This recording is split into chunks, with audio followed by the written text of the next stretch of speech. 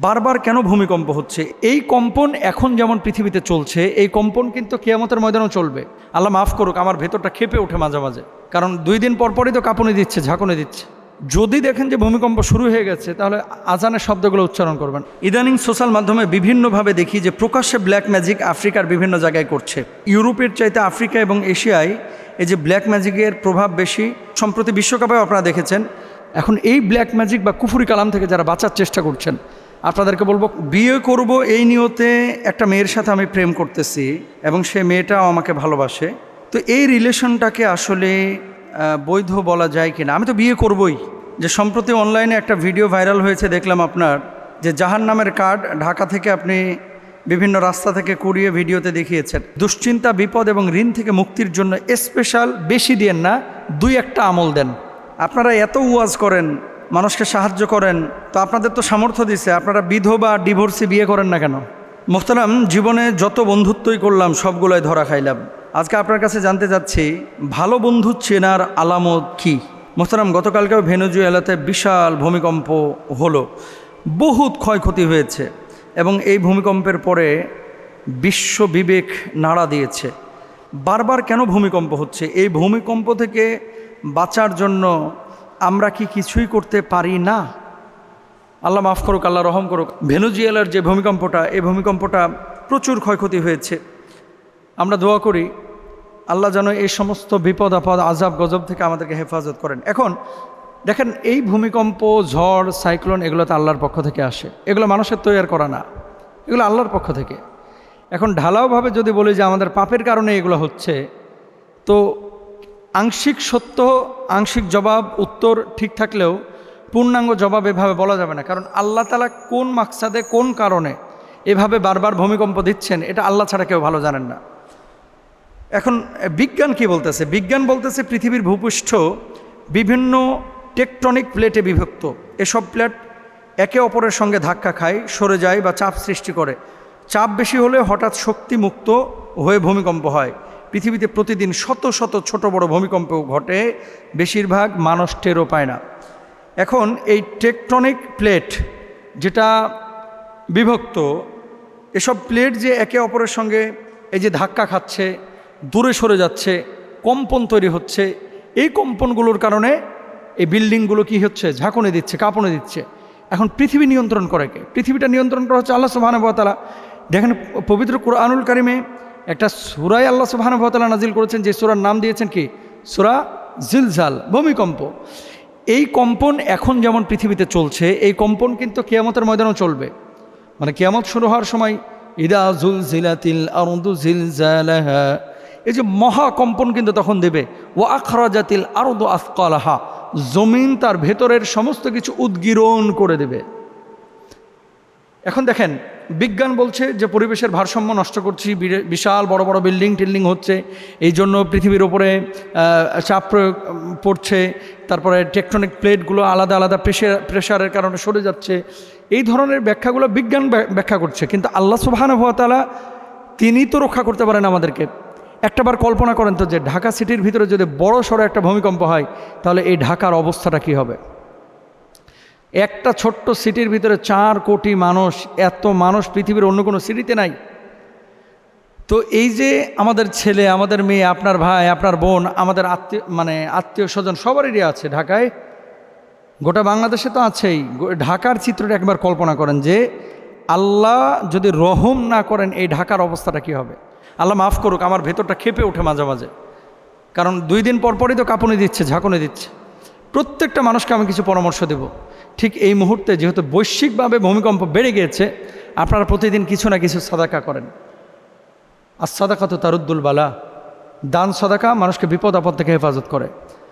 2 নম্বর, প্রত্যেকে আপনারা নামাজ কালাম ঠিক মতো রাখেন, কারণ ভূমিকম্প যে আল্লাহ দেন, সেই মালিকের কাছে একটু ধর্ণা দেন, বলেন যে আল্লাহ, এমন কোনো বিপদ আপনি ঢাকাবাসীকে মুখোমুখি করেন না যে লাখ লাখ মানুষের জীবনের বিনাশ ঘটে যাবে। ও মাবুদ, আপনি আমাদেরকে হেফাজত করেন আল্লাহ, এভাবে আল্লাহকে বলেন। 3 নম্বর, যদি দেখেন যে ভূমিকম্প শুরু হয়ে গেছে, তাহলে আজানের শব্দগুলো উচ্চারণ করবেন, আল্লাহু আকবার, আল্লাহু আকবার, এভাবে চিৎকার করে করে বলবেন। লা ইলাহা ইল্লাল্লাহ ওয়াহদাহু লা শারীকা লাহু, এভাবে বলবেন। লা ইলাহা ইল্লা আনতা সুবহানাকা ইন্নী কুনতু মিনাজ জালিমিন বলবেন। এখন শুধু পাপের কারণে ভূমিকম্প হচ্ছে এই কথাটা আমরাও আলোচনা করেছি যে এই সমস্ত পাপের কারণে ভূমিকম্প বেড়ে যায়, হাদিসেও আছে। কিন্তু কী কারণে হচ্ছে? হয়তো বা আমার মালিক রাগান্বিত হয়েছেন, অথবা আমার মালিক এই পৃথিবীর মানুষকে শাস্তি দিতে যাচ্ছেন, অথবা আমার মালিকের অন্য কোনো পরিকল্পনা আছে আল্লাহর, এটা তো আমি আপনি জানি না। এই জন্য যে মালিকের পক্ষ থেকে ভূমিকম্প আসে সে মালিকের পেছনে আমাদের ছোটা উচিত, পাপ কমানো উচিত। তারপরে বৈজ্ঞানিক ফর্মুলাগুলো যেগুলো সাংঘর্ষিক না এগুলো মেনে চলা উচিত এবং আল্লাহর কাছে সাহায্য প্রার্থনা করা উচিত। আল্লাহ আপনি আমাদেরকে মাফ করেন, ক্ষমা করেন, আমিন।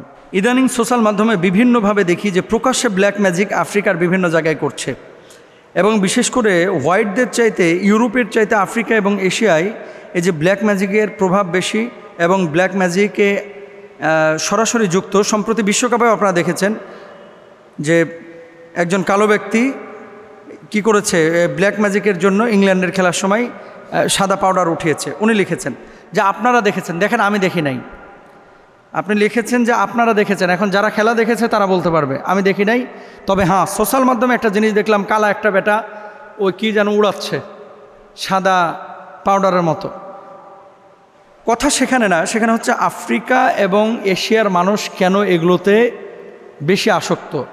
এবং এটাই সত্য, একসময় ইয়াহুদরা এগুলো বেশি করত, এখন যারা মুসলমান এবং খ্রিস্টান এই মানুষগুলো এখন বেশি করে। আপনি জানেন যে আপনার আশপাশে অসংখ্য মানুষ আছে যারা আপনার সাথে চলছে ফিরছে অথচ আপনার ক্ষতি করার চেষ্টা করছে। দেখবেন এখানে তাবিজ ঢুকায় রাখছে, ওই চিপার মধ্যে সুতা ঢুকায় রাখছে, ওখানে মাছের চোখ, আরেক জায়গায় মাছের আঁশ, আরেক জায়গায় আপনার চুল অথবা আপনার ওড়নার সুতা, এগুলো নেওয়ার চেষ্টা করছে। যদি দেখেন যে এরকম কিছু, তাহলে এই ব্যক্তির থেকে বি কেয়ারফুল, সতর্ক এখনই থাকেন, এখনই হয়ে যান। কারণ আল্লাহ নবী সাল্লাল্লাহু আলাইহি ওয়াসাল্লামের মাথার চুল নিয়ে এভাবে কিন্তু ব্ল্যাক ম্যাজিক করা হয়েছিল। প্রকাশ্যে যারা এই কাজগুলো করে এদেরকে সরাসরি জাহান্নামে নিক্ষেপ করা হবে এবং এগুলো কাফের বেঈমানের মতো মরবে। এই যে কাজগুলো করে এগুলো শুধু ওই বিশ্বকাপের কালাবেড়া করে না, কিন্তু আপনার বাড়ির পাশের ওই বুড়া দাদিও করে, আপনার বাড়ির পাশের ওই চাচিও করে, আপনার বাড়ির পাশের ওই খালাও করে, আপনার বাড়ির পাশে ওই চাচাও করে। এই বাংলাদেশে ব্ল্যাক ম্যাজিক এত বাড়া বেড়েছে, এশিয়ায় এত বেড়েছে, আফ্রিকায় এত বেড়েছে।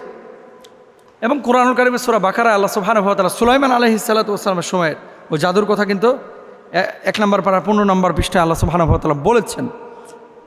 তো জাদু সত্য, কিন্তু যারা করে এরা কবিরা গুনাহ করে। দেখেন 60টি ধ্বংসাত্মক গুনাহ আল্লাহ সুবহানাহু ওয়া তাআলা রাসূল সাল্লাল্লাহু আলাইহি ওয়াসাল্লাম আমাদের সামনে দিয়েছেন যে এই গুনাহ থেকে তোমরা বেঁচে থাকো। নাম্বার 1 আশিরকু বিল্লাহ, আল্লাহর সাথে কাউকে শিরিক করা। আল্লাহর সাথে কোনো মানুষকে কখনোই শিরিক করা যাবে না, যদি করে সে ধ্বংস হবেই, 1 নম্বর। 2 নম্বর আসসিহরু, জাদু করা। কেউ যদি জাদু করে এ ধ্বংস হবেই, দুনিয়াতেও লাঞ্ছিত হবে, আখিরাতেও ধ্বংস হবে।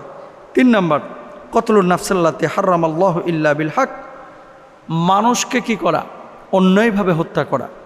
যদি কেউ কাজ করে ও ধ্বংস হবেই হবেই। 4 নম্বর আকলুর রিবা, সুদ খাওয়া, এটা মানুষকে ধ্বংস করে। 5 নম্বর আকলু মাল আল ইয়াতিম, আকলু মাল ইল ইয়াতিম, যে ইয়াতিমের সম্পদ ভক্ষণ করা। 6 নম্বর আত্তাওয়াল্লা ইয়াউমাজ জাহফ, যে যুদ্ধের ময়দানে গিয়েছে সেখান থেকে কেউ পালিয়ে চলে আসলো, ওই ব্যক্তিও কিন্তু ধ্বংস হবে। এরপরে হচ্ছে কাজফুল মুহসানাতিল মুমিনাতিল গাফিলাত, সতীসাধ্যী ইমানদার ও নিষ্পাপ নারীর বিরুদ্ধে ব্যভিচারের মিথ্যা অপবাদ দেওয়া। এগুলো যারা করে এই মানুষগুলো ধ্বংস হবে, মানে দুনিয়াতেও ধ্বংস হবে, আখিরাতেও ধ্বংস হবে। সুতরাং যারা জাদু করে, যারা কুফরি করে, যারা মানুষের ক্ষতি করার চেষ্টা করে, এরা দুনিয়াতে লাঞ্ছিত তো হবেই, আখিরাতে লাঞ্ছিত হবে, ধ্বংস হবে। এখন এই ব্ল্যাক ম্যাজিক বা কুফরি কালাম থেকে যারা বাঁচার চেষ্টা করছেন, আপনাদেরকে বলবো কোরআনের সাথে সম্পর্কটা বাড়ান। সূরা বাকারাটা প্রতিদিন আপনি ছাড়িয়ে রাখেন ঘরের ভিতরে। আপনি প্রতিদিন 5 ওয়াক্ত নামাজের পরে 2 হাতে ফু দিয়ে আয়াতুল কুরসি পরে শরীরটাকে মুছেন, 4 কুল ঘুমানোর আগে পড়েন, বিছানাপত্র পবিত্র রাখেন, গরুর হাড্ডি, ছাগলের হাড্ডি, মহিষের হাড্ডি এগুলো যেখানে সেখানে ফেলে রাখবেন না। এগুলো দিয়েও কিন্তু অনেকে ব্ল্যাক ম্যাজিক করে। আল্লাহ তাআলা আমাদেরকে বোঝার তৌফিক দান করুন।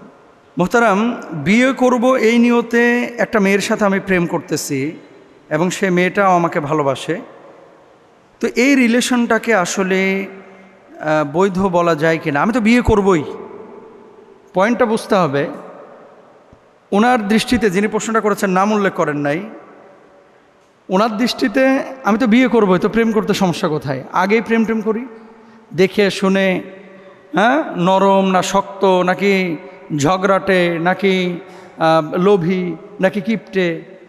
তো প্রেম করে যদি ভাল লাগে তারপরে বিয়ে করব, ভালো না লাগলে বিয়ে করব না।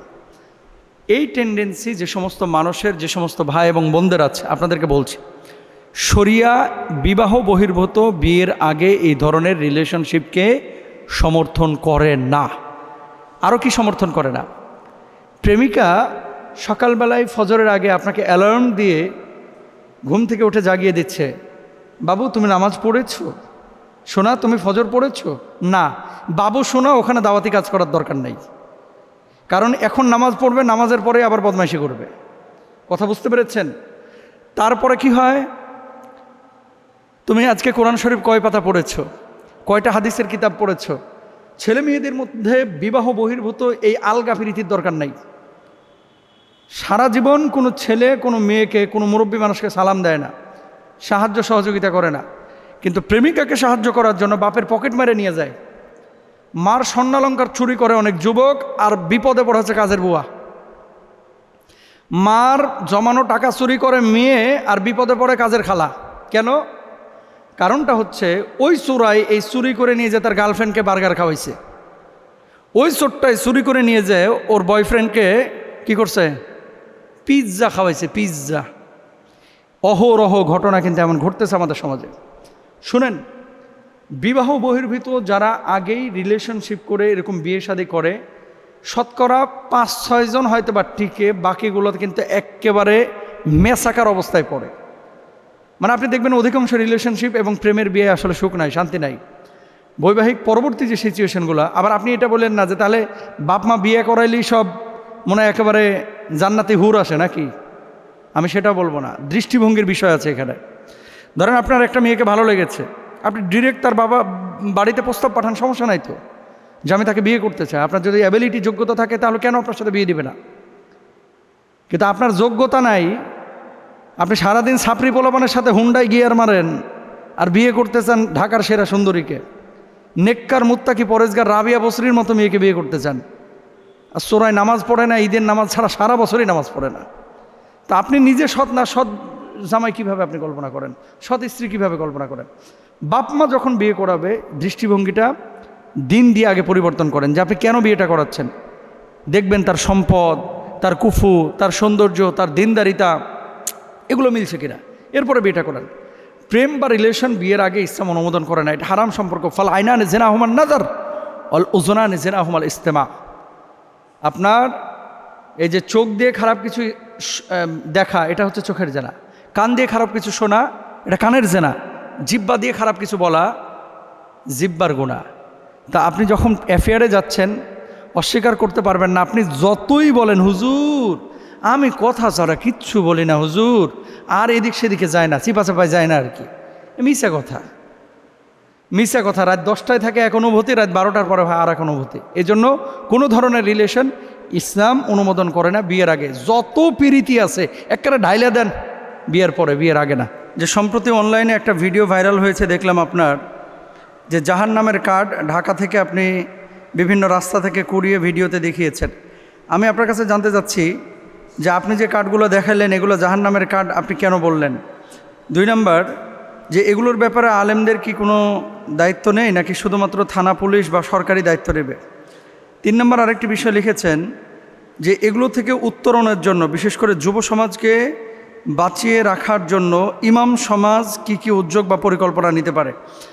দেখেন, ভেরি ভেরি ইম্পর্ট্যান্ট। এই কয়েকদিন আগে সম্ভবত আমি একটা রাস্তায়, ওই যে রোমান সাহেব ছিলেন, তো তিনি ক্যামেরা দিয়ে, আমি বলেছিলাম যে জাতিকে সতর্ক করার জন্য এটা জানানো উচিত। আপনি ঢাকার রাস্তায় এখন বাইরে হয়ে দেখেন, একেবারে এদিকে চন্দ্রা থেকে শুরু করে ওইদিকে নরসিংদী পর্যন্ত, নরসিংদী থেকে শুরু করে আপনি এদিকে যদি একেবারে চলে যান কি বলে এটারে, আরে ভাঙা পর্যন্ত, মানে পথে ঘাটে যেখানেই বাস স্টপেজ, যেখানেই রাস্তার ফুটপাত, প্রত্যেকটা জায়গায় কিন্তু এই কার্ড ছড়ানো। কার্ডের নাম কি? কয় রনি ভাই, সিফাত ভাই, শিহাব ভাই, সোহাগ ভাই, মানে ভাইয়ের অভাব নাই, বুঝছেন? এরকম কার্ডগুলো দেখেন। আমি সর্বপ্রথম বাংলাদেশে আমি মনে হয় এটা নিয়ে প্রতিবাদ করেছি, এবং এই কার্ডগুলো দেওয়ার মানে উদ্দেশ্য কি, মাকসাদটা কি? এই কার্ডগুলো মূলত দেওয়ার মাকসাদ উদ্দেশ্য হচ্ছে যুব সমাজকে নিয়ে জেনাহে লিপ্ত করা। এই যে যুব সমাজ তার অগোচরে শয়তানের প্ররোচনায় উৎসাহিত হয়ে যখন এই ধরনের কাজে লিপ্ত হচ্ছে, অনেক সময় ফোন করে ডাকার পরে আমরা পত্রপত্রিকায় দেখি তার মোবাইল ছিনতাই করে রেখে দেয়, তাকে কিডন্যাপ করে ফেলে, তাকে আটকে রেখে বাড়িতে টাকা নিয়ে আসতে বলে বিকাশের মাধ্যমে। বিভিন্ন ধরনের ক্রাইম কিন্তু এই কার্ডগুলো থেকে হচ্ছে। এখন আলেম সমাজের দায়িত্ব হচ্ছে মানুষকে সচেতন করা। এখন আমরা তো আর পুলিশ না, আমরা তো আর প্রশাসনের দায়িত্বশীল না।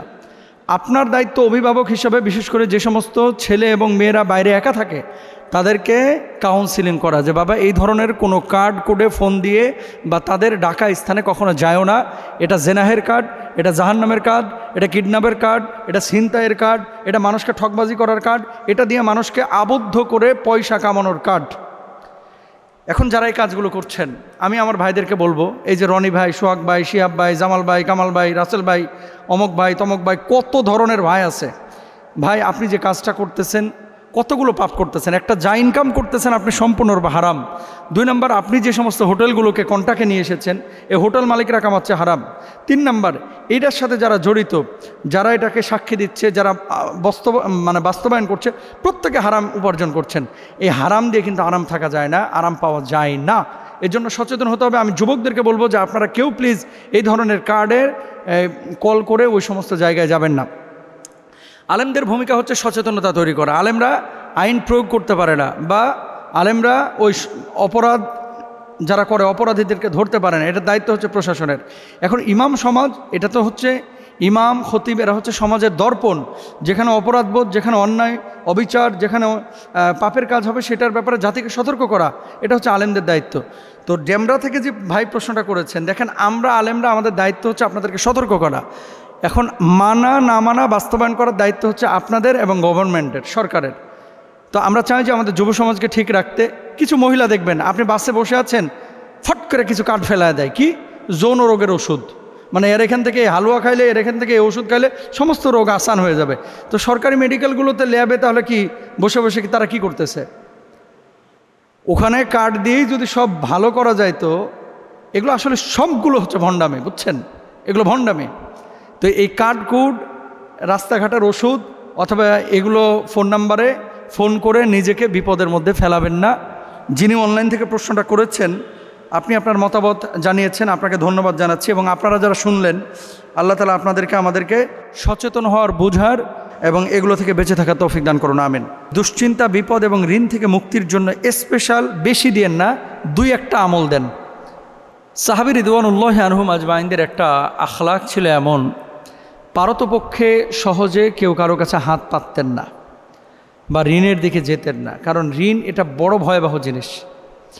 আপনি যখন মারা যাবেন, এই ঋণ যদি পরিশোধ না করা হয়, কিয়ামতের ময়দানে আল্লাহ তাআলা আপনার আমল কেটে কেটে তারপরে কি করা হবে, করবেন, আপনার ঋণটা পরিশোধের ব্যবস্থা করবেন। যিনি পাওনাদার তার পাওনা বোঝাবেন। এখন আমরা তো ঋণ নিই ঠেকায় পড়ে, আপনিও নেন ঠেকায় পড়ে, নিয়েছেন, পরিশোধ করতে পারছেন না। এখন রিজকের ফয়সালা আসমানে হয়, জমিনে না। আপনি মানুষের পেছনে যতই ধর্ণা দেন, আল্লাহর ইশারা না হলে তো আপনি শোধ করতে পারতেছেন না। এখন চেষ্টা যতক্ষণ আপনি করবেন, আল্লাহ আপনাকে দিবেন। চেষ্টা করবেন না, আল্লাহ আপনাকে দিবেন না। দুশ্চিন্তা এবং ঋণ থেকে মুক্তির জন্য সবচেয়ে কার্যকরী দোয়া রাসূল আকরাম সাল্লাল্লাহু আলাইহি ওয়াসাল্লাম আমাদেরকে শিখিয়েছেন। দিনে রাতে এটা পড়বেন, 5 ওয়াক্ত নামাজে পড়বেন, যখনই ফ্রি থাকেন তখনই পড়বেন। দোয়াটা আমি বলে দিচ্ছি, আল্লাহুম্মা ইন্নী আউযু বিকা মিনাল হাম্মি ওয়াল হাজানি ওয়াল আজজি ওয়াল কাসালি ওয়াল বুখলি ওয়াল জুবনি ওয়া দালা'আদ দাইনি ওয়া গালাবাতির রিজাল। এই দোয়াটা দিনে রাতে, সকালে, সন্ধ্যায় 5 ওয়াক্ত নামাজের পরে বারবার পড়বেন। আমি আবারও বলছি, আল্লাহুম্মা ইন্নী আউযু বিকা মিনাল হাম্মি ওয়াল হাজানি ওয়াল আজজি ওয়াল কাসলি ওয়াল বুখলি ওয়াল জুবনি ওয়া দালা'আদ দাইনি ওয়া গালাবাতির রিজাল। এই দোয়াটা আপনারা বেশি বেশি পড়বেন ইনশাআল্লাহ। 2 নম্বর, ঋণ পরিশোধের আরেকটি, আচ্ছা ওটার অর্থটা কি? আমি যে দোয়াটা বললাম এটার অর্থটা কি? অর্থটা হলো, হে আল্লাহ, আমি আপনার কাছে দুশ্চিন্তা ও বিষণ্ণতা, অক্ষমতা ও অলসতা, কৃপণতা ও ভীরুতা এবং ঋণের বোঝা ও মানুষের প্রভাব থেকে আশ্রয় চাই। ঋণের বোঝা মানে কি? অদলা আইদ দায়নি, ঠিক আছে? এটা হচ্ছে ঋণের বোঝা থেকে সরাসরি আল্লাহ নবী এটা শিখিয়েছেন। তো নবীজি যেটা সাহাবীদেরকে শিখিয়েছেন আমরাই কিন্তু সেটা আপনাদের কাছে বলছি, এটা মেনে নেন, আমল করেন ইনশাল্লাহ। ঋণ পরিশোধের আরেকটি কার্যকরী দোয়া হচ্ছে আল্লাহুম্মা কফিনি বিহালালিকা আন হারামিক ওয়াগনিনি বিফাদলিকা আম্মান সিওয়াক। আমি আবারও বলছি, আল্লাহুম্মা কফিনি বিহালালিকা আন হারামিক ওয়াগনিনি বিফাদলিকা আম্মান সিওয়াক। এই দোয়াটা আপনারা সকাল সন্ধ্যায় 5 ওয়াক্ত নামাজের পরে বারবার পড়বেন। পরিশেষে একটি বিষয়, আস-সায়ু মিন্নি ওয়াল ইতমামু মিনাল্লাহ। আপনার ইন্টেনশন যদি এরকম থাকে যে আল্লাহ আমি ঋণ নিয়েছি, ঋণ পরিশোধ করবই করব, কোনো না কোনোভাবে আল্লাহ সুবহানাহু ওয়া তাআলা ব্যবস্থা করবেন। আর ইন্টেনশন যদি আপনার এমন থাকে ওই নিছি যখন টাকা আইব তখন দেব, এরকম যদি কোনো ইন্টেনশন থাকে তাহলে আপনি ধরা খাবেন ভাই, দুনিয়াতেও ধরা খাবেন, আখিরাতেও ধরা খাবেন। কারণ ঋণগ্রস্ত অবস্থায় ঋণ পরিশোধের সামর্থ্য থাকা সত্ত্বেও যদি আপনি না মানে পরিশোধ করেন, এমন অবস্থায় মারা যান, আল্লাহ সব গুনাহ মাফ করবে, এই গুনাহ মাফ করবেন না। শিরকের গুনাহ আর এই গুনার মাফ নাই, এটা অজামিনযোগ্য অপরাধ। এই জন্য বি কেয়ারফুল। আল্লাহ তাআলা আমাদেরকে বোঝার তৌফিক দান করুন, আমিন। আপনারা এত ওয়াজ করেন, মানুষকে সাহায্য করেন, তো আপনাদের তো সামর্থ্য দিছে, আপনারা বিধবা ডিভোর্সি বিয়ে করেন না কেন? মানে হুজুরদেরকে কত ধরনের যে এক্সপেকটেশন আমাদের প্রতি মানুষের, মানে বিধবা আর ডিভোর্সি বিয়ে এটাও হুজুরের দায়িত্ব, আপনাদের কোনো দায়িত্ব নাই। সব দায়িত্ব হুজুরদের। সমাজ সামলাবে কে? হুজুর। ইমামতি করবে কে? হুজুর। তারপরে মাদ্রাসা চালাইবে কে? হুজুর। রাষ্ট্র তো আপনারা হুজুরদের চালাইতে দেন না, ওই জায়গায় কিন্তু হুজুর নাই। হুজুর কোন জায়গায়? যেখানে ল্যাংড়া লুলা আছে, কানা টানা আছে, যেই জায়গাটায় ডিজেবল বাচ্চা আছে, যেই জায়গাটায় অসহায় দুস্থ দরিদ্র ফকির মিসকিন আছে, এই জায়গাগুলোর সাথে আমরা হুজুরদেরকে মিলিয়ে ফেলি। হ্যাঁ, আপনার এই প্রশ্নটা সোশ্যাল মাধ্যমে যিনি লিখেছেন তাকে আমি সম্মান জানাচ্ছি। দেখেন, আমিও একমত যে বিধবা এবং ডিভোর্সিকে বিয়ে যাদের সামর্থ্য আছে আপনারা করতে পারেন, সাহায্য সহযোগিতার জন্য, সাপোর্ট করার জন্য। এখন আমার প্রয়োজন নাই, এখন আমারা কি জোর করে আপনি করাবেন? জোর করে তো করানো আল্লাহ কথা বলেন নাই। আবার কিছু লোক আছে হক একটারে আদায় করতে পারে না, কিন্তু বিধবা আর ডিভোর্সিদের একটা সুযোগ, দুর্বল পয়েন্ট যেহেতু তাদের আছে, এই সুযোগটাকে কাজে লাগায় নিজের স্বার্থ হাসিল করতে চান। এখন শরিয়া কি বলে? আল্লাহ বলছেন ওয়া আনকিহুল আয়ামা মিনকুম, তোমাদের মধ্যে যারা অবিবাহিত তাদেরকে বিয়ে সম্পন্ন করো। এখন এর মধ্যে ডিভোর্সিও আছে, এর মধ্যে বিধবা আছে। আমার খুব হৃদয়ের আকুলতা জন্মে, ব্যাকুলতা জন্মে যে যাদের সামর্থ্যবান, যাদের সামর্থ্য আছে, সুযোগ আছে, এদেরকে বলা যে ভাই আপনার সামর্থ্য থাকলে আপনি একজন বিধবার দায়িত্ব নেন, একজন ডিভোর্সির দায়িত্ব নেন। সমাজে যারা অসংখ্য মেয়ে, নারী এবং পুরুষ আছে, এদের আসলে আশ্রয় প্রয়োজন, অস্বীকারের কোনো সুযোগ নাই। কিন্তু দ্বিতীয় বিয়ে, তৃতীয় বিয়ে, চতুর্থ বিয়ে, এগুলো নিয়ে যারা প্রমোট করতেছে, আমি আবার তাদের সাথে একমত না। একটা হচ্ছে হাজাত, প্রয়োজন, অবশ্যই জরুরত, তার আশ্রয় দেওয়া একান্ত দায়িত্ব। সেক্ষেত্রে আপনারা উদ্যোগী হন, মানে বিয়ে শাদী করতে পারেন। কিন্তু তাদের দুর্বলতাকে কাজে লাগিয়ে তাদেরকে ব্যবহার করে আবার ছেড়ে দেওয়া, যে ভাই এবার নেন, এটা ভালো না লাগলে আরেকটা চেঞ্জ করে দেবো, এরকম বাটপারও আছে বাংলাদেশে। মানে একাধিক বিয়ে যখন করায়, এমন কথাও শুনছি আমরা, এজেন্সি নাকি বলছে যে ভাই এটা করেন, যদি ভালো টালো না লাগে আবার চেঞ্জ করে দেবো না। তো এগুলো বদমাইশি। এরকম যদি কেউ বলে থাকে, সম্পূর্ণরূপে হারাম কথা বলেছে। এখন আমরাও একমত, অনেক বাড়িতে বড় ছেলে আছে, মার বয়স কেবল 33 বছর, 34 বছর, ছেলে যথেষ্ট বুঝবান, বা মায়ের বয়স 40 বছর, বাপ মারা গিয়েছে, মাকে ডিরেক্ট আপনি প্রস্তাব দেন যে মা আপনার যদি সংসার করার কোনো সুযোগ থাকে বা আগ্রহ থাকে তাহলে সেক্ষেত্রে আমরা আপনাকে বিয়ে করাবো। এটাই তো শরিয়া। আপনার বাবা, আপনার মা মারা গিয়েছে 42 বছরে, আপনার বাপ এখন 45-46 বছর বয়স, এ লোকটা খেদমত কে করবে বলেন? তো বাবাকে আপনি আদর্শ সন্তান হলে বলেন, মাকে বলেন যে আপনার বিয়ের প্রয়োজন আছে কিনা। আমাদের ছেলেরা মেয়েরা কি করে? এটার বিপরীতে দাঁড়ায়। কেন? বাপ যদি বিয়ে করে একটা বাচ্চা কাচ্চা হয়, তাহলে আমাদের সম্পদের উপরে আরেকজনের হাত পড়বে, এই জন্য তারা রাজি হয় না। আমি আপনাদেরকে বলি, প্লিজ দেখেন, রিস্ক এটা হচ্ছে আর রিস্ক মাকসুমন, এটা বন্টিত, এটা আল্লাহর পক্ষ থেকে আসে। আপনার বাবা, আপনার মা, আপনি যখন ওই পরিস্থিতিতে পড়বেন, তখন বুঝবেন যে আসলে কেন একজন লাইফ সাপোর্টের জন্য বা একজন পার্টনার কেন প্রয়োজন, নিজের জীবনের সাপোর্টের জন্য কেন, তার সাথে কথা বলা, সুখ দুঃখ শেয়ার করা, তার খেদমত করা। আপনি যখন নিথর দেহে জিন্দা লাশের মতো পড়ে থাকবেন, আপনার বেটার বউ তো আপনাকে দেখবে না, আপনার মেয়ে তো আপনাকে এসে দেখবে না, তো আপনাকে দেখবেটাকে? এই জন্য আমরা বলি, যাদের বিশেষ করে স্ত্রী অথবা হাজব্যান্ড দুনিয়া থেকে বিদায় নিয়ে চলে গেছে, আপনি যদি প্রয়োজন মনে করেন আপনি বিয়ে করতে পারেন। এখন এই বিয়ের দায়িত্ব যদি হুজুরদের উপর আপনারা দিতে চান, তাহলে আসলে এর চাইতে দুঃখজনক আর কিছু নেই। কারণ হুজুররা তো ফাইন্যান্সিয়ালি দুর্বল, এক বউকে ঠিকমতো হক আদায় করতে পারে না, টাকা পয়সা দিয়ে কাপড় চোপড় দিয়ে ছেলে মেয়েদেরকে পূর্ণাঙ্গভাবে অনেক হুজুরে হক আদায় করতে পারে না, সে 2-3টা বিয়ে কিভাবে করবে? আর আপনারা যে আমাদেরকে অভিযোগ করেন, আপনারা অভিযোগ আমাদের উপরে না করে আপনাদেরকে বলে, আপনার সামর্থ্য থাকলে ভাই আপনি করেন না, আপনি করেন, এটা বৈধ কাজ। যদি এই নিয়তে করেন যে তাকে আশ্রয় দিচ্ছেন, অবশ্যই আপনি সওয়াব পাবেন ইনশাআল্লাহ। তবে ফিতনার মধ্যে যায়েন না যে প্রথম স্ত্রী, ছেলে, মেয়ে সবাই আপনাকে ছেড়ে ওই বিধবাকে বিয়ে করার কারণে সবাই চলে যাচ্ছে, এমনটা যেন না হয়। এগুলো আগে কাউন্সেলিং করেন, বুঝান, শরিয়া দিন বুঝানোর পরে বিয়ে শাদী করেন, শান্তি পাবেন ইনশাআল্লাহ। আমার স্বামী আমাকে ভাত কাপড় দেয়, কিন্তু আমার তেল লাগবে, সামান লাগবে, বাচ্চার ফিডার লাগবে, কোনো খরচ সহজে দিতে চায় না। এমত অবস্থায় এই কিপটা জামাইয়ের পকেট থেকে না বলে কিছু পয়সা যদি আমি নিয়ে নিই, আমার কি গুনাহ হবে? দারুণ প্রশ্ন। আমাদের সমাজে এরকম কিছু স্বামী আছে, যে স্বামীকে কিপটা সমাজের সভাপতি বললে ভুল হবে না। মানে যদি বলা হতো যে কিপটাদের প্রেসিডেন্ট সভাপতি, সেক্রেটারি, তাহলে ওকে ভুল বলা হবে না। কিপটামি কেন করতেছেন? ইন্নাল মুবাযযিরিনা কানু ইখওয়ানাশ শায়াতিন।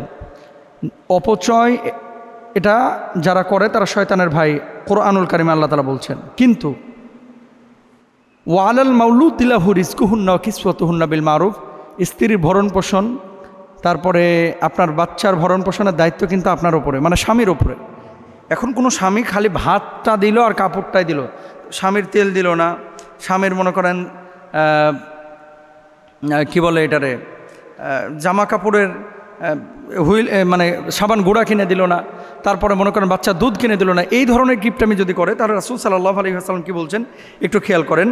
আবু সুফিয়ান তিনি ছিলেন অত্যন্ত কৃপণ মানুষ। হিন্দ বিনতে উতবা রাদিয়াল্লাহু তাআলা আনহা রাসূল আকরাম সাল্লাল্লাহু আলাইহি ওয়াসাল্লামকে অভিযোগ করলেন, ইন্না আবা সুফিয়ান রাজুলুন শাহিফুন।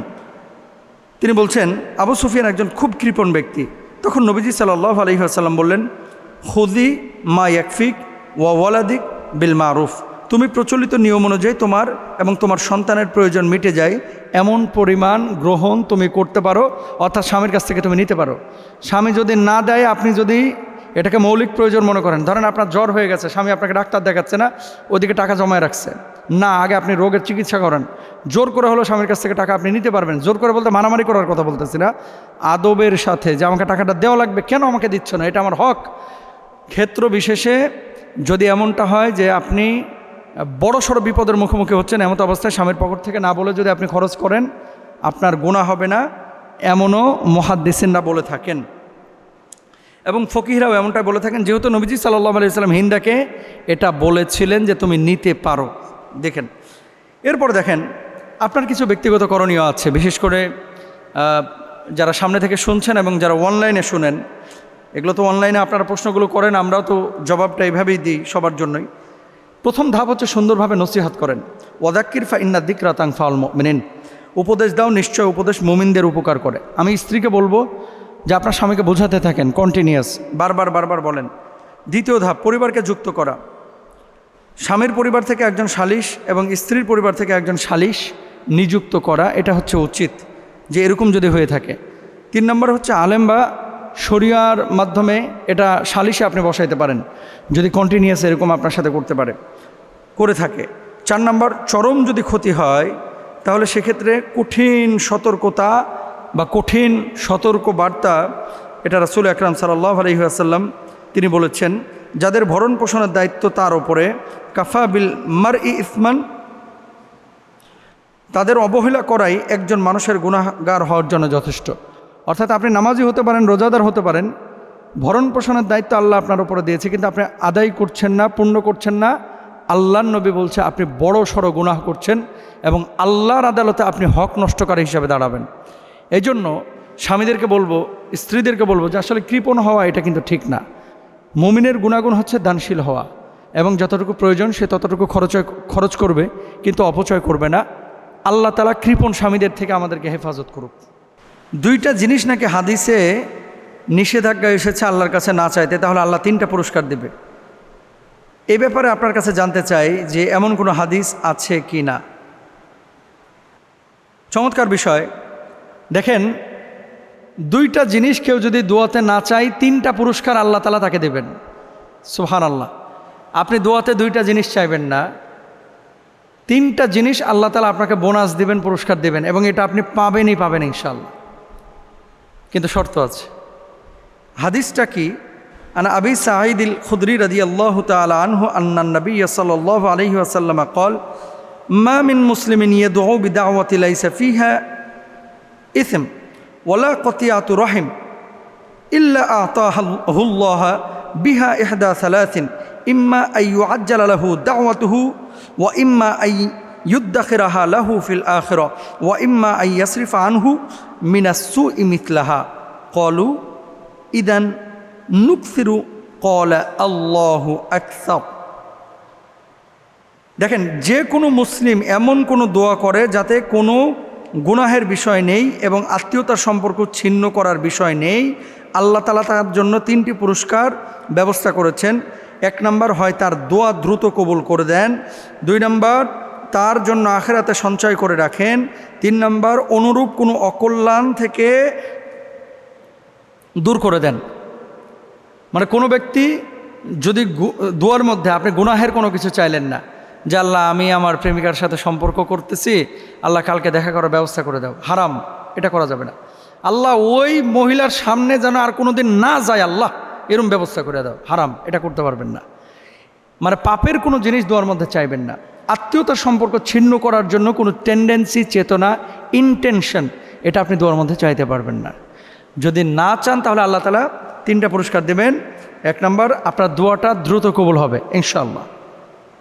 দোয়া কবুলের এই মহা পুরস্কার তাদেরকে আল্লাহ তাআলা দেবেন যারা ওই 2টা জিনিস না চাচ্ছেন। এরপরে 2 নম্বর কি বললাম? অথবা তার জন্য আখিরাতে সঞ্চয় করে রাখবেন। আপনি যে দোয়াটা করছেন হয়তোবা দুনিয়াতে দিচ্ছে না, কিন্তু এটা আল্লাহ তাআলা আখিরাতে আপনাকে দেবেন, যেই জিনিসটা আপনি চেয়েছেন। তো আমরা দুনিয়ার ক্ষণস্থায়ী জিন্দেগিতে কত কিছু চাই। আল্লাহর কাছে আপনি বলেন যে আল্লাহ যা দিয়েছেন অনেক দিয়েছেন, আল্লাহ ও মাবুদ আখিরাতের জন্য আপনি আমার কিছু নির্ধারণ করে রাখেন। সাহাবী রিদওয়ানুল্লাহি আনহুম আজমাইন দুনিয়ার কোনো নাজ নিয়ামত দেখার পরে তারা অস্থির হয়ে যেতেন, না জানি আখিরাতে আমার জন্য কোনো প্রতিদান থাকবে কিনা। কিন্তু আমরা সব দুনিয়ায় চাই না, কিছু দোয়া আখিরাতের জন্য রেখে দেন। আল্লাহর কাছে বলেন যে আল্লাহ এটার প্রতিদান আমি আল্লাহ আপনার কাছে চাই আখিরাতে। আর 3 নম্বর হচ্ছে, অনুরূপ কোনো অকল্যাণ তার থেকে দূর করে দেন, অর্থাৎ পাপ থেকে আল্লাহ তাআলা তাকে হেফাজত করেন। আত্মীয়তার সম্পর্ক, হিংসা, বিদ্বেষ, আল্লাহ সুবহানাহু ওয়া তাআলা এগুলো থেকে ওই ব্যক্তিকে হেফাজত করবেন। তাহলে দোয়ার ক্ষেত্রে এই বিষয়গুলো খেয়াল করতে হবে। এবং দরুদ শরীফ পড়ে আল্লাহর কাছে আমার নবীর প্রতি একবার দরুদ পড়বেন। আল্লাহুম্মা সাল্লি আলা মুহাম্মাদ ওয়া আলা আলি মুহাম্মাদ কামা সাল্লাইতা আলা ইব্রাহিম ওয়া আলা আলি ইব্রাহিম ইন্নাকা হামিদুম মাজিদ। আল্লাহুম্মা বারিক আলা মুহাম্মাদ ওয়া আলা আলি মুহাম্মাদ কামা বারাকতা আলা ইব্রাহিম ওয়া আলা আলি ইব্রাহিম ইন্নাকা হামিদুম মাজিদ। এইভাবে দরুদ শরীফটা পড়ে হৃদয়টাকে একবার আল্লাহর দিকে মাইল করে দেন, চোখ দুটাকে বন্ধ করেন। আল্লাহ এমন কিছু আপনি আমাকে দেন আল্লাহ, যেটা আমার জীবনের জন্য, আমার দুনিয়ার জন্য, আমার আখিরাতের জন্য কল্যাণকর হবে। আল্লাহর কাছে যদি এভাবে ডাকেন, আল্লাহর কাছে যদি এভাবে বলেন, ডাকার মতো ডাকলে আল্লাহ শুনবেন, বলার মতো বললে আল্লাহ অবশ্যই আপনার ডাকে সাড়া দেবেন। কিন্তু আমরা বলতে পারি না, আমরা ডাকতে পারি না, কিভাবে বললে আল্লাহ রাজি খুশি হন সেটাও আমরা বুঝি না। তো এই জিনিসগুলো খেয়াল করেন। 2টা জিনিস দোয়ার মধ্যে চাইবেন না, 3টা পুরস্কার আল্লাহ তাআলা আপনার জন্য ব্যবস্থা করবেন ইনশাআল্লাহ। বয়স্ক মানুষ, মুরব্বী মানুষ, যাদের চুল দাড়ি পেকে গেছে, এদের একটা কাজ যখন আল্লাহ দেখেন, আল্লাহ নিজে সুবহানাল্লাহ লজ্জিত হন, লজ্জাবোধ করেন। এই জন্য এই যে বুড়া মানুষকে দেখলে অনেক সময় আপনারা বোঝা মনে করেন, বুড়া মানুষ, মুরব্বী মানুষদেরকে আপনারা অসম্মান করেন। অনেক সময় কিন্তু মুরব্বী মানুষদেরকে মানে এটা কেমন যেন মিয়া ভাইয়ের মতো একটা আচরণ করে, সালাম কালাম দেয় না, সম্মান ইজ্জত করে না। আগে কিন্তু এটা খুব করতো। মুরব্বীরা হচ্ছে দোয়ার ভাণ্ডার। এটা চুল যতদিন আপনার না পাকতেছে, দাড়ি না পাকতেছে, এই পুরস্কার কিন্তু আপনার জন্য না, কিন্তু আল্লাহর হাবিব সাল্লাল্লাহু আলাইহি ওয়াসাল্লামের একজন সাহাবী সালমান আল ফারসি রাদিয়াল্লাহু তাআলা আনহু থেকে বর্ণিত, তিনি বলছেন আল্লাহর হাবিব সাল্লাল্লাহু আলাইহি ওয়াসাল্লাম বলেছেন, ইন্না রব্বাকুম তাবারাকা ওয়া তাআলা হাইয়্যু কারীমুন ইয়াস্তাহয়ি মিন আবদিহি ইদা রফা ইয়াদাইহি ইলাইহি আইয়ারুদ্দুহুমা সিফরা। সুবহানাল্লাহ। নিশ্চয়ই তোমাদের রব অত্যন্ত লজ্জাশীল, মহান, দয়াশীল, দানশীল।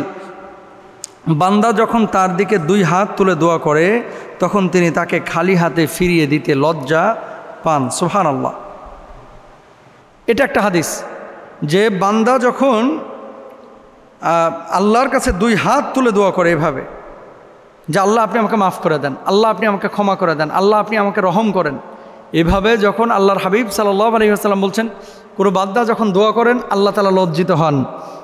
যে যতক্ষণ বান্দার দোয়া আল্লাহ না কবুল করেন, যে আমি আবার এই দোয়া না কবুল করি কীভাবে, চুল পেকে গেছে, দাড়ি পেকে গেছে, সাদা হয়ে গেছে, এই মানুষগুলো যখন এভাবে হাত তুলে আল্লাহর কাছে বলে, অথবা কোনো আকুলতা ব্যাকুলতা প্রকাশ করে, অথবা চোখের পানি ছেড়ে কান্নাকাটি করে, আল্লাহ সুবহানাহু ওয়া তাআলা ওই ব্যক্তির দোয়া কবুল করেন। তাহলে দেখেন, বান্দা যখন আল্লাহর সাথে সম্পর্কটা ওইভাবে স্থাপন করে যে আল্লাহ আপনি আমার দোয়া কবুল করেন, আল্লাহ আপনি আমার জন্য, আল্লাহ আপনি ছাড়া আমার কোনো মাবুদ নাই, আমি ছাড়া আপনার লক্ষ কোটি বান্দা আছে, ও মাবুদ আমি দুর্বল, আমি নাদান, আমি নাখান্দা, আল্লাহ আমি উল্লেখযোগ্য কোনো বস্তু না, যতটুকু জ্ঞান আপনি দিয়েছেন ততটুকু আমি পেয়েছি, আল্লাহ আপনি ছাড়া আমার কোনো উপায় নেই, আমি চলতে পারি না, বাঁচতে পারি না, টিকতে পারি না। নিজেকে আত্মসমর্পণ যদি করতে পারেন, যেভাবে আত্মসমর্পণ করার কথা বলা আছে, মানে আমিত্ব, অহংকার, তাকাব্বুরি কোনো কিছু আমার নাই, সব আমার আল্লাহর জন্য, সবই আমার আল্লাহর জন্য। ইন্না সলাতি ওয়া নুসুকি ওয়া মাহইয়ায়া ওয়া মামাতি লিল্লাহি রাব্বিল আলামিন। আমার নামাজ আল্লাহর জন্য, আমার কুরবানি আল্লাহর জন্য, আমার জীবন আল্লাহর জন্য, আমার মরণ আল্লাহর জন্য। এভাবে যখন নিজেকে আল্লাহর সামনে উপস্থাপন করবেন, আল্লাহ সুবহানাহু ওয়া তাআলা আপনার জন্য দোয়ার বা বারাকার দরওয়াজা উন্মুক্ত করে দেবেন, আপনার দোয়া কবুল হবেই হবে ইনশাআল্লাহ। তো যেই জায়গাটায় আমার আল্লাহ সুবহানাহু ওয়া তাআলা আপনার ডাক শুনে লজ্জিত হন, লজ্জাবোধ করেন, সেই জায়গাটা আল্লাহ সুবহানাহু ওয়া তাআলা আপনার দোয়া কবুল করবেন ইনশাআল্লাহ। শুধু ডাকার মতো ডাকতে হবে। এখন আমরা দোয়া করি কী করেন জানেন? হুজুর হাত তুলছে, হ্যাঁ হাত তুলছে, ঘুমায় রয়েছে, এবার ঘুমায় রয়েছে। হুজুর দোয়া করতেছে, উনি মোবাইল টিপতেছে।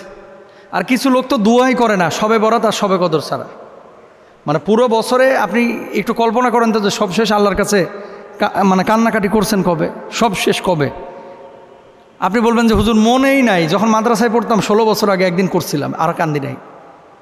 প্রেমিকের জন্য চোখের পানি ফেলতে পারো, প্রেমিকার জন্য ফেলতে পারো, চাকরি বাকরির জন্য ফেলতে পারো, আর আল্লাহর জন্য ফেলতে পারো না, কিভাবে তুমি আগাইবা ভাই? এর জন্য প্লিজ এগুলো আমরা খেয়াল করি ইনশাআল্লাহ। মোহতারাম, জীবনে যত বন্ধুত্বই করলাম সবগুলোই ধরা খাইলাম। আজকে আপনার কাছে জানতে চাচ্ছি, ভালো বন্ধু চেনার আলামত কি? যে একজন বন্ধু নির্বাচনের ক্ষেত্রে আমরা কোন কোন বিষয়গুলো খেয়াল করব। কিছু বন্ধু আছে যারা খালি মাল খাইতে আসে আর টাকা ঋণ নিতে আসে। কিছু বন্ধু আসে যে বন্ধুর বাইক আছে, বাইক দিয়ে ঘোরা যাবে, তাই না, এরকম নিয়তে। আর কিছু বন্ধু আসে ওয়ারাজুলান তাহাব্বা ফিল্লাহ ইজতামা আলাইহি ওয়া তাফাররাকা আলাইহি, তারা আসে হচ্ছে সম্পর্ক গড়তে, আল্লাহর জন্য একে অপরকে ভালোবাসতে, আল্লাহর জন্য সম্পর্ক ছিন্ন করতে। এখন আমি আমার ভাইদেরকে বলবো, বোনদেরকে বলবো, আল্লাহর হাবিব সাল্লাল্লাহু আলাইহি ওয়াসাল্লাম যেমন বলছেন যে তোমরা উত্তম মানুষের মধ্যে তাকে পাবে যাকে দেখলে আল্লাহর কথা স্মরণ হয়।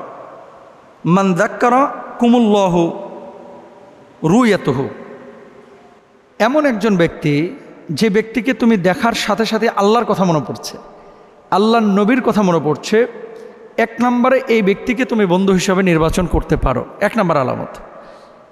এমন ছাপড়িকে আপনি বন্ধু হিসাবে নির্বাচন করছেন যার ঠোঁটের দিকে তাকাইলে আপনার গাঞ্জার কথা মনে পড়ে, কথা বুঝেন নাই? যার ঠোঁটের দিকে তাকাইলে সিগারেটের কথা মনে পড়ে, যার দিকে তাকাইলে মানে ওর গায়ের কাছে যাওয়া লাগে না, গা দিয়েই সিগারেটের গন্ধ বাইর হয়, এই সমস্ত মানুষকে বন্ধু হিসেবে নির্বাচন করা যাবে না। 2 নম্বর, আল্লাহ সুবহানাহু ওয়া তাআলা কিয়ামতের ময়দানে বলবেন, আল আখিল্লাউ ইয়াউমা ইদিন বা'দুহুম লিবা'দিন আদুউন ইল্লাল মুত্তাকিন। সেদিন কিয়ামতে বন্ধুরা একে অপরের শত্রু হয়ে যাবে, তবে মুত্তাকিরা নয়। কিয়ামতের ময়দানে বন্ধুরা একে অপরের শত্রু হয়ে যাবে, কিন্তু মুত্তাকিরা বন্ধুর জন্য আল্লাহর সামনে দাঁড়াবে যদি সে বন্ধু জান্নাতে যায়। যে আমাদের ভালোবাসা ছিল আল্লাহর জন্য, আমাদের সব কিছু ছিল আল্লাহ সুবহানাহু ওয়া তাআলার জন্য। সুতরাং 2 নম্বর, দিনদার সঙ্গী, যিনি নামাজ পড়ে, রোজা করে, হজ করে, যাকাত দেয়, মানুষের সাথে ঠকবাজি করে না, সুন্দর আখলাক আচরণ করে, এরকম মানুষকে বন্ধু হিসেবে নির্বাচন করবেন। 3 নম্বর, সত্য কথা বলে, ওয়াতাওয়াসাউ বিল হাক্কি ওয়াতাওয়াসাউ বিস সবর। পরস্পরকে সৎ উপদেশ দেয় এবং ধৈর্যের উপদেশ দেয়। সৎ উপদেশ, যখন কোনো মানুষকে দেখবেন যে মানুষটা বারবার মানুষকে সৎ উপদেশ দিচ্ছে এবং মানুষকে ভালো কিছু কাজে আদেশ করতেছে, এরকম মানুষকে বন্ধু হিসেবে নির্বাচন করেন। আল্লাহ সুবহানাহু ওয়া তাআলা এই সমস্ত মানুষগুলোকে সফলকাম মানুষও বলেছেন। এরপরে 4 নম্বর, ভালো চরিত্রের অধিকারী, আল মারউ আলা দীনি খালিলি। মানুষ তার বন্ধুর দিনের ওপরে থাকে। আর যখন আপনি ভালো মানুষের সাথে মিশবেন, আপনি ভালো কিছু করবেন, খারাপ মানুষের সাথে মিশবেন, খারাপ কিছু করবেন। এই তো কারণ সৎসঙ্গে সর্ববাস, অসৎসঙ্গে সর্বনাশ। এই জন্য বন্ধুত্ব নির্বাচনের ক্ষেত্রে 4 নম্বর বিষয়টা, সে ভালো চরিত্রের অধিকারী কিনা এটা দেখবেন। জীবনসঙ্গী হওয়ার ক্ষেত্রেও কিন্তু এটা দেখতে হবে যে দিনদার এবং তাকওয়াবান কিনা, সেই ব্যক্তিটা উত্তম চরিত্রের অধিকারী কিনা, সেই ব্যক্তি বিশ্বস্ত এবং আমানতদার কিনা, পারিবারিক জীবনে সে দায়িত্ব কতটুকু পালন করবে, রেসপন্সিবল পারসন কিনা। এটা বোঝার আলামত হচ্ছে সে আবার তার বাপমার খোঁজখবর রাখে কিনা। তারপর দয়া এবং ভালোবাসা তার ভিতরে আছে কিনা, চোখ এবং হৃদয়ের প্রশান্তির কারণ হচ্ছে কিনা। এই 8-9টা পয়েন্ট এগুলো মাথায় রাখবেন, তাহলে দেখবেন লাইফ পার্টনার ভালো হবে, ভালো বন্ধু হবে। স্বামী স্ত্রীর সম্পর্ক এবং বন্ধুত্বের সম্পর্ক এটা দারোগা আর পুলিশের সম্পর্ক না, বা পুলিশের সাথে সাধারণ মানুষের সম্পর্ক, বা শাসকদের সাথে সাধারণ মানুষের সম্পর্ক না, বরং এটা হচ্ছে বন্ধুত্বের সম্পর্ক। এখানে ডর ভয় না, এখানে দায়িত্ববোধ থাকবে, সম্মান থাকবে, ভালোবাসা থাকবে ইনশাআল্লাহ।